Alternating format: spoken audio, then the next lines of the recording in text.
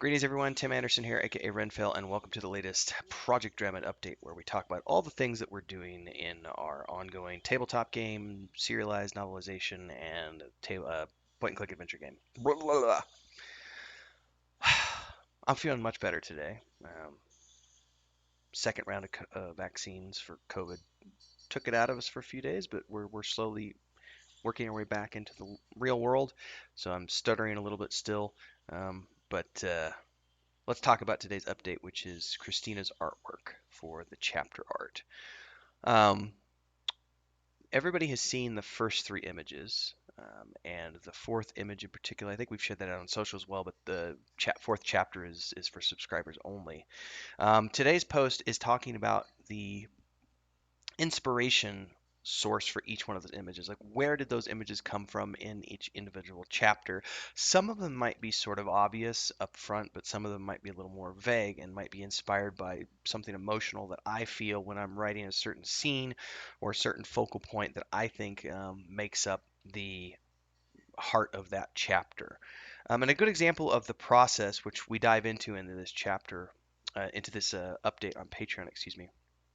Um, We'll talk about the first image, and then if you want to know more, you can dive into the post and read about chapter 2, chapter 3, and chapter 4.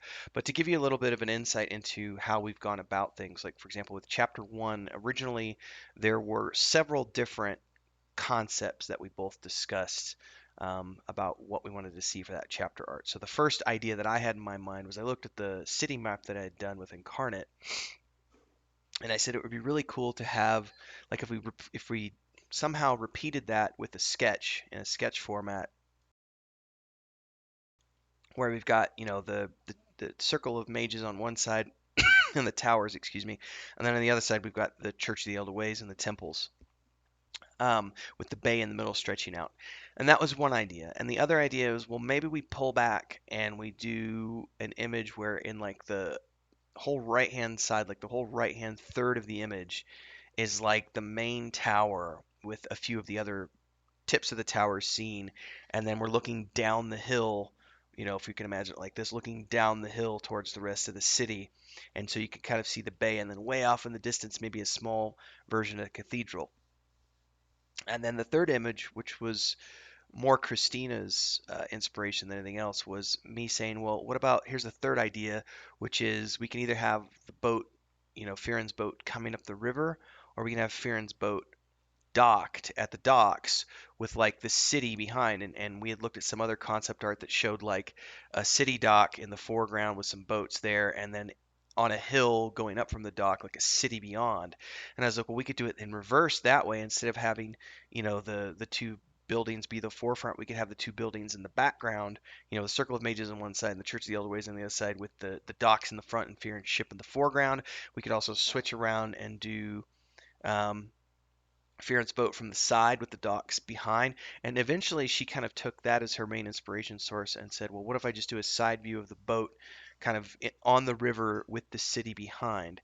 And it's not an exact representation because the locations aren't exact, but that's not meant to be. It's just meant to be a representation of something primal from the chapter. And in this case, we focused on Fearon's boat on her elven sloop coming down the river.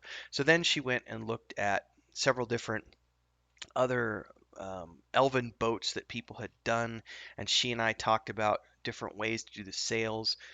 What you see here is in chapter one is actually, I think, the third or the fourth variant on the sales that she did, and it's actually not the version that she's doing for they're not the sales that she's using for the colored version, because she is doing a colored version of that piece that's a little bit different, which is going to bring that boat a little more to life, and the sails look a lot more like leaves, and they've got veins in them like you would see in a tree leaf. So there was a lot that went into that first chapter and deciding exactly what we wanted to see from that piece, going through 4 or 5 different ideas and talking about them before we settled on one. And I think we did three. I think she did 3 short proofs of concept before we decided we didn't like the first 2. Let's go with this over here. And that's somewhat of a similar process for each chapter. Excuse me, which is why they're not necessarily, even though she can, once she decides on something, she can usually knock those out in 2 or 3 sessions. She's still getting going as an artist, and while some people might be able to bang those out in like 2 or 3 hours, it's a process, a learning curve, and everything else. And we were talking about this as she completed chapter 4. She was saying how she felt. I should get her in here, but she's in the kitchen at the moment. Um, Working on chapter 4, she knew now by the fourth chapter what we were looking for in terms of the artwork, and so it was a much easier process for her, where she didn't have to spend as much time figuring out how to do a black and white image, because it was like, oh, I already did it for the first 3 chapters. Here's what I'm doing for chapter 4. So chapter 4, which I mentioned in the post, I was much more hands off with chapter 4 than I was with chapter 1. I think chapters 1 and 3, I was a little more hands on. Chapter 2, I didn't really have to. Uh, Say much. She pretty much did that on her own. Chapter 4 was pretty much all her. So it's been a great collaborative process working with my wife on that, because obviously there's always, as the writer, I've got an idea in my head of what I want to see, but then as an artist, she's got an idea of what she interprets that to be, and then figuring out what's the middle ground there is I think it's fun. It's part of a fun collaborative process. And then she brings things to the table that I don't even consider when it comes to the artwork, which I mentioned that about the chapter 4 stuff in particular in the overview that I give of that in the post today. So if you want more insight into all that stuff and you want to know, what each image represents and what went into creating each image, check out the post today, because we're going behind the first 4 pieces of art for the chapters. This week, I'm writing chapter 5 over the weekend is my plan, as I continue to prep for session 4 of the tabletop campaign next week.